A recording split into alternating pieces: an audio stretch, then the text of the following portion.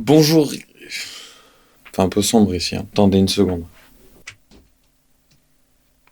Bonjour et bienvenue sur IceMind. Je suis très content de vous retrouver. Aujourd'hui, on va faire un petit bilan de ce qui s'est passé pendant ces 2 derniers mois, puisque ça fait 2 mois que je n'ai pas tourné de vidéo pour la chaîne. C'est parti.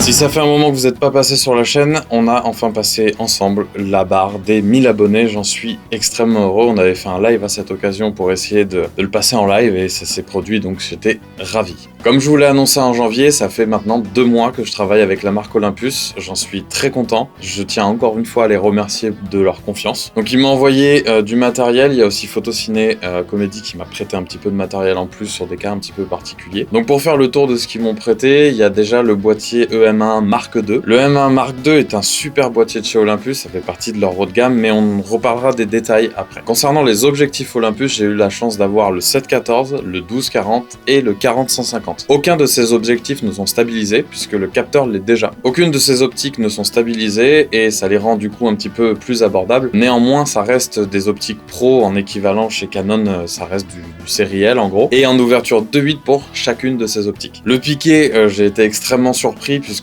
comme vous le savez, je viens d'un 5D Mark II avec des optiques sérielles mais de première génération.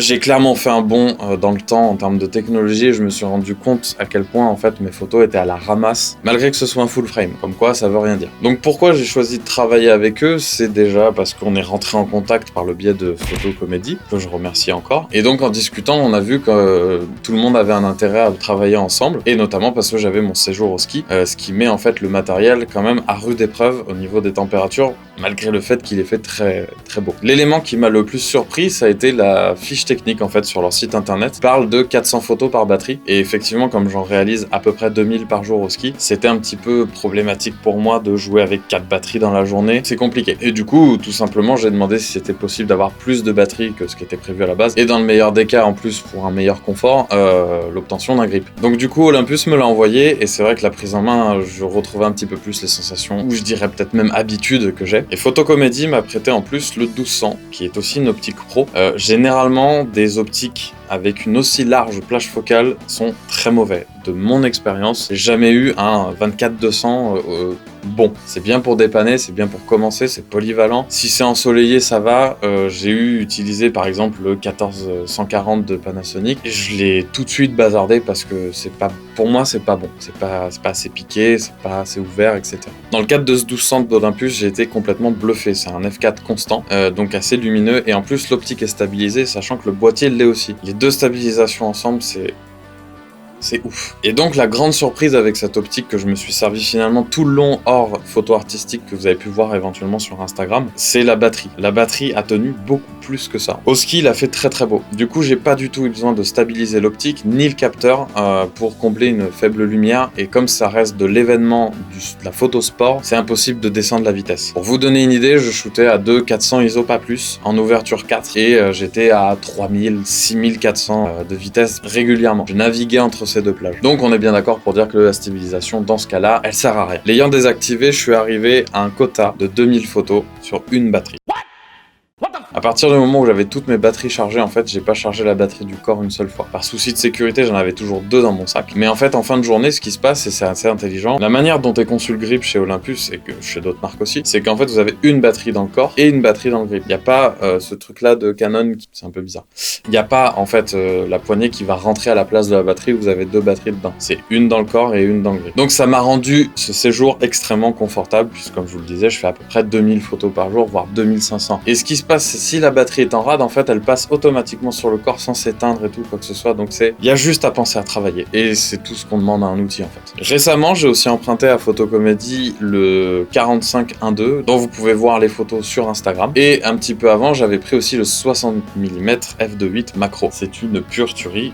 Je me suis amusé comme un gosse avec ça. C'était génial. On va passer la fiche technique parce que vous savez très bien que ça m'intéresse pas. Et qu'en plus, de toute façon, je préfère ce qui se passe sur le terrain. Ça vous permet de mieux vous projeter sur le matériel. Donc pourquoi Olympus? C'est parce que ça fait des mois que je voulais changer d'appareil pour évoluer. Je voulais pas trop rester chez Canon et les géants entre guillemets parce que leur matériel est un peu trop gros. On arrive de faire du mariage par exemple, quand j'ai les 2 Canon là, ça fait les épaules. Donc c'est pas de la flemme ou de la manque de force, c'est juste pour être plus confortable au niveau du travail. Je pense qu'aujourd'hui, il faut arrêter de chercher la performance. Si je prends l'exemple des gens qui arrêtent pas de se tirer la nouille sur les groupes Facebook ou dans les espaces commentaires ou dans des posts machin, qui cherchent absolument la performance ultime du boîtier, mais si c'est pour qu'il reste chez vous, ça sert à rien. Sortez-le, sortez faire des images. Après on verra. Là on peut discuter. La plupart de ces gens-là alimentent une course qui n'est pas obligatoire. Tout le monde m'a dit, et moi j'étais le premier à courir après du 40 millions de pixels de chez Nikon par exemple. Pourtant je suis en 20 et j'arrive à sortir des meilleures photos que mon 5D. C'est dû à la technologie qui a avancé, c'est dû aux optiques qui sont de meilleure qualité que ce que j'avais sur Canon. Qu'est-ce que vous voulez que je vous dise de plus ? Le premier truc qui m'a séduit, c'est forcément que c'est du micro 4 tiers. Je suis habitué avec mon Lumix qui est en train de filmer à ce moment-là, le GH5S. Donc je connais un petit peu cette technologie, tous les trucs super qu'on peut faire avec, les bacs d'adaptation pour gagner de l'ouverture, tout ça. Voilà. Et comme je vous l'ai déjà dit, ce n'est que mon avis, je vous le partage et vous en faites ce que vous voulez. C'est juste ma synthèse. Je vous mets cette image-là, voilà. Cette image-là, elle raconte absolument tout. Vous avez la même performance dans plus petit. Pourquoi s'en priver ? Pourquoi passer à côté de ça ? On se comprenne bien, je fais pas du placement de produit, tout ça, mais que c'est vraiment mon avis. L'avantage que je vais avoir aussi, c'est que mine de rien, c'est silencieux, puisqu'il y a la possibilité de shooter en mode silence. Il n'y a plus d'obturateur, plus de rideau, rien du tout. Et forcément, quand j'ai vu cette option, j'ai pensé à la saison 2 d'Andrew Bennett. Comme ça, je ferai plus de bruit sur le plateau. Sur Instagram, je vous ai laissé la possibilité de me poser des questions, donc c'est parti. La première question de Warel, qui en a posé 2, c'est de savoir si je vais faire gagner du matériel. C'est pas prévu, moi j'aimerais bien, on verra. Olympus, voilà. La deuxième question de Warel, c'est pourquoi Olympus et pas Pentax ? J'ai envie de dire la réponse est dans la question. C'est une question assez difficile quand même, parce que pas Pentax, parce que tout simplement déjà on peut partir du simple fait qu'ils ne m'ont pas contacté. À mon sens, c'est une marque qui est en train de disparaître. On en a déjà discuté ensemble en plus. C'est pas une marque qui me parle en fait, et je ne connais rien à cette marque. Au final, je dirais juste que Olympus m'a contacté en premier et a décidé de me faire confiance en premier. Donc forcément. Premier arrivé, premier servi quelque part. Mais c'est pour ça qu'aujourd'hui je fais ce bilan aussi, c'est que Olympus m'a convaincu. Il y a 2 mois quand je vous en ai parlé, je venais d'avoir le matériel, effectivement je suis content et tout ça, on va pas se mentir. Mais là aujourd'hui je sais que c'est de la balle. Là on a une question de Pat qui est assez intéressante, c'est de savoir si je peux creuser l'histoire de la légende du bokeh entre le micro 4 tiers et le full frame. Moi je sais pas, hein, vous pouvez voir mes photos, sans aucune prétention, je ne vois pas de problème, je ne vois pas de différence.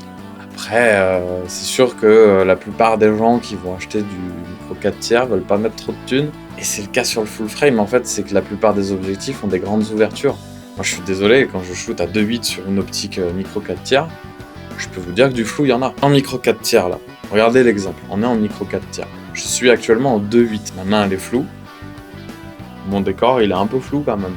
Je suis à 2.8. Et à 2.8 sur un full frame, je filme comme ça, j'ai la même profondeur pour moi. Comme je disais tout à l'heure, c'est des gens qui se tirent la nouille sur les performances sans se servir de l'outil. Moi j'ai un super full frame et tout ça, regarde mon bokeh.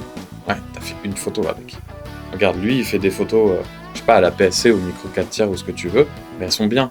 Et puis il en fait tous les jours. Donc il s'exerce, donc il devient meilleur. La photo, la vidéo, c'est de l'entraînement.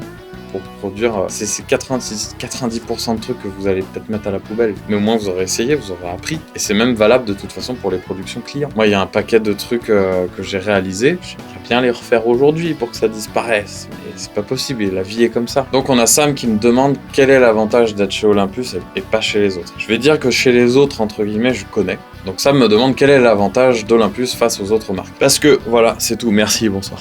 Chacune va avoir son avantage, comme chacune va avoir son inconvénient. Il y en a chez qui le micro 4 tiers, ça ne me plaît pas.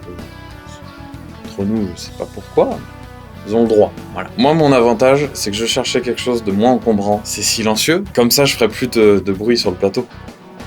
On a le capteur stabilisé quand même. Alors il y en a qui vont me dire oui, mais j'ai H5 aussi, mais je vais y venir.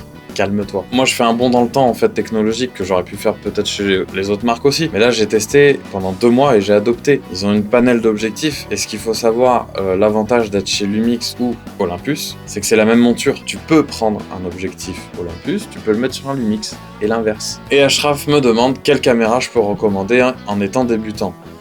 C'est une question qui fera l'objet d'une vidéo complète, peut-être même d'une série de vidéos pour essayer d'aiguiller, puisqu'il n'y a pas de caméra à proprement dit par niveau. Je vais reprendre le discours de Geoffrey, en fait, de Photociné Comédie, qui m'a dit « Aujourd'hui, il y a plus rien de mauvais, en fait. Si on regarde bien, il n'y a rien de mauvais. Il y a des attentes qui diffèrent. Il y a des niveaux de matériel. Mais même le truc bas de gamme, et qui dira sur la fiche technique je fais ça, il le fait et il le fait très bien. Donc il n'y a pas de vrai truc débutant où tout se joue sur deux choses, vos attentes, votre budget. C'est ce qui définira la caméra que vous pourrez avoir, mais on en parlera une prochaine fois. C'est la fin de cette vidéo, je vous remercie de l'avoir regardée, c'était un plaisir de retourner après 2 mois d'absence dans ce studio, j'espère que le nouveau décor vous plaît, et concernant Olympus, ce sera avec plaisir, on se retrouve dans l'espace commentaire. N'oubliez pas de mettre un pouce bleu, de vous abonner, de mettre la cloche, et moi je vous dis à bientôt.